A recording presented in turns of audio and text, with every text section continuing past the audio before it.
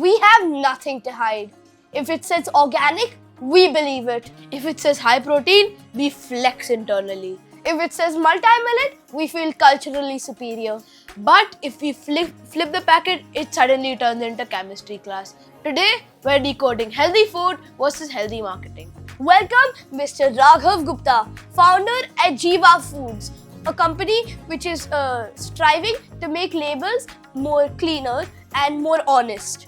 Jiva Foods is working on bringing transparency back into everyday staples like atta and grains. Hi boys, happy to do this with y'all. Thank you for the introduction, but please call me Raghav. Okay, Raghav, I have a question. What exactly is Jiva Foods? Well, Jiva is my mission to make health food more accessible to all and more affordable. Protein bars aren't always healthy. In fact, you've said this in one of your speeches. So, I have a question. Is high protein just becoming a marketing strategy? So the absolute amount of protein matters. Generally speaking, 0.6 to 1 gram of protein for every kg of body weight. But oftentimes the protein comes with a lot of unnecessary synthetic flavors and ingredients. Understood. So when we see 15 grams of protein on the front, what should we look for at the back? Look out for the ingredient list. Generally speaking, shorter the ingredient list, the better.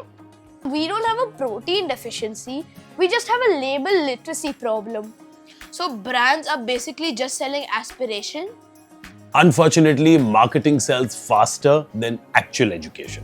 Well, if you need marketing to convince me that it's healthy, it probably isn't. Fair point, Nisha.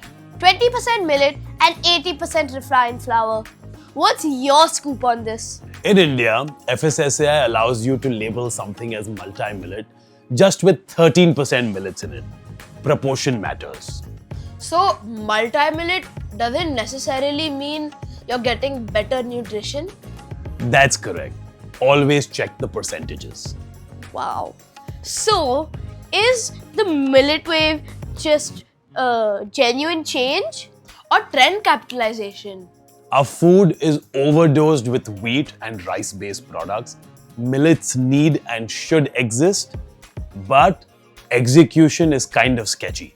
Understood. So if a food packet says organic, is it automatically healthier? The organic certification is unfortunately only a farm level certification. It says nothing about the processing. Wow. So, ethically grown junk food is still junk food, but just no pesticides. In simple terms, yes. The processing is what matters most. Wow. So organic is basically just a pricing badge? Organic doesn't necessarily guarantee superior nutrition. One thing I remember, flip the packet. If it looks like my chemistry exam, just put it back. So you've said that most atta is heat processed. What exactly does heat do? So high speed, high temperature grinding degrades the nutritional integrity of the food. The essential oils and the micronutrients, the vitamins and minerals are all lost. So all these vitamins and natural oils that you've talked about, those are preserved through cold pressing? Yes, slow speed, low temperature grinding retains the nutritional integrity of the food. So basically you're saying that modern efficiency speedruns nutrition? That's a fair way to put it. Industrial scale compromises nutrition. If we teenagers want one rule to follow about healthy food, what is it? Stick to fresh home-cooked meals, boys, but if you have to have something packaged, shorter ingredient lists are usually safer. If my grandma couldn't understand the ingredient list, my stomach shouldn't either. So what is one myth that young people believe about healthy eating? That expensive food is healthy, that's usually not always the case. Wow, my brain has reached its storage limit. So basically, you're saying that health literacy is the real superpower in the room? Yes, make smart, informed choices with your food. Wow, my brain is overloaded. This podcast has too much knowledge in it. So the real superpower in the room is health literacy? That's correct. Make smart, informed, long-term choices with your food, boys. Wow, my brain is overloaded from this podcast. There's too much information. I feel 10 times more knowledgeable than yesterday. Rapid fire, let's go. Homemade roti or organic brownie? You are talking to the founder of Jiva. Homemade rotis always. Grandma just gained some incredible brand credibility. Scientific integrity or marketing genius? I'd say scientific integrity. At the end of the day, the product speaks for itself. Long-term integrity over short-term flex. Respect. Roasted chana or protein bar? Roasted chana is an incredible protein snack. Best part, they are minimally processed. Wow, chana stocks just went up.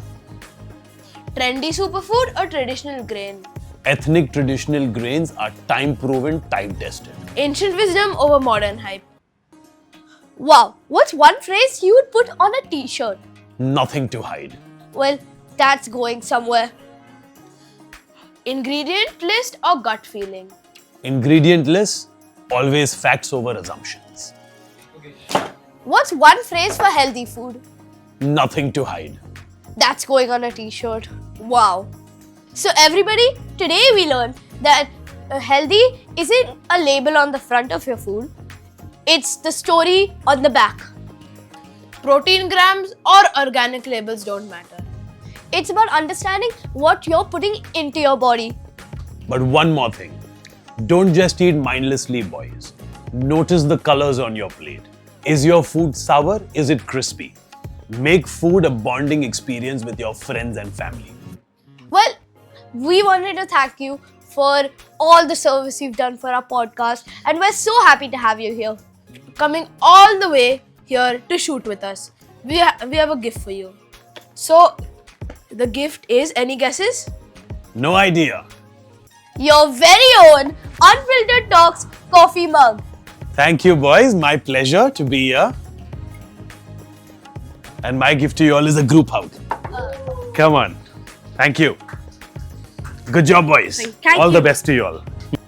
Thank you, Mr. Raghav Gupta, founder at Jiva Foods, for helping us ask better questions. And we're so happy to have you here on our show. This was What's Actually Healthy on Unfiltered Talks with Ishan and Yuvraj. Stay curious, stay unfiltered, and see you in the next episode.